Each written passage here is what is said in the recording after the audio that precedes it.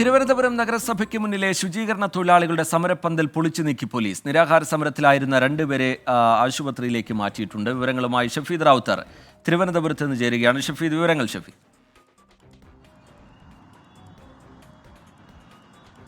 കഴിഞ്ഞ കുറച്ച് മാസങ്ങളായി തിരുവനന്തപുരം നഗരസഭയുടെ മുൻപിൽ തൊഴിൽ പ്രശ്നം ഉന്നയിച്ചുകൊണ്ട് സമരം ചെയ്യുകയായിരുന്നു താൽക്കാലിക ശുചീകരണ തൊഴിലാളികൾ. നേരത്തെ ഇവർ ഈ മരത്തിന് മുകളിൽ കയറി ആത്മഹത്യാ ഭീഷണി മുഴക്കിയുള്ള സമരമടക്കമുള്ള കാര്യങ്ങൾ നമ്മൾ കണ്ടതാണ്. പിന്നീട് സർക്കാർ അക്കാര്യത്തിൽ നയപരമായ ഒരു തീരുമാനമെടുക്കാമെന്നൊക്കെ പറഞ്ഞ് സമരം അവസാനിപ്പിച്ചെങ്കിലും ഒരു ഇടവേളയ്ക്ക് ശേഷം വീണ്ടും സമരം തുടങ്ങുകയായിരുന്നു. എന്നാൽ ഇവരോട് സമരം അവസാനിപ്പിക്കണം, പ്രത്യേകിച്ച് അവർ ഉന്നയിക്കുന്ന വിഷയങ്ങളിൽ ചിലത് സാങ്കേതികമായി നടത്തിക്കൊടുക്കാൻ കഴിയാത്തതാണ് എന്നടക്കമുള്ള കാര്യങ്ങൾ മറുപടിയായി അറിയിക്കുകയും ചെയ്തു. പിന്നീടും സമരം തുടരുന്ന പശ്ചാത്തലത്തിൽ ഇക്കാര്യം പോലീസ് ഇടപെട്ട് അടക്കമുള്ള കാര്യങ്ങൾ അത് മാറ്റുകയാണ് എന്നുള്ളതാണ് പറഞ്ഞത്. ഇന്ന് ബലം പ്രയോഗിച്ചുകൊണ്ട് സമരക്കാരുടെ കുടിലടക്കം പോലീസ് അത് പൊളിച്ച് നീക്കിയിട്ടുണ്ട്. നിരാഹാര സമരത്തിലായിരുന്ന രണ്ടുപേരെ ആശുപത്രിയിലേക്ക് മാറ്റി. എതിർപ്പുയർത്തിയ മറ്റ് സമരക്കാരെ പോലീസ് അറസ്റ്റ് ചെയ്ത് നീക്കുകയും ചെയ്തു. 65-ാം ദിവസം ആ സമരം പിന്നിട്ടിരുന്നു. ഏതായാലും ഈ വിഷയത്തിൽ വീണ്ടും സമരം തുടരും എന്നുള്ളതാണ് ശുചീകരണ തൊഴിലാളികൾ ഇപ്പോൾ അറിയിച്ചിരിക്കുന്ന കാര്യം.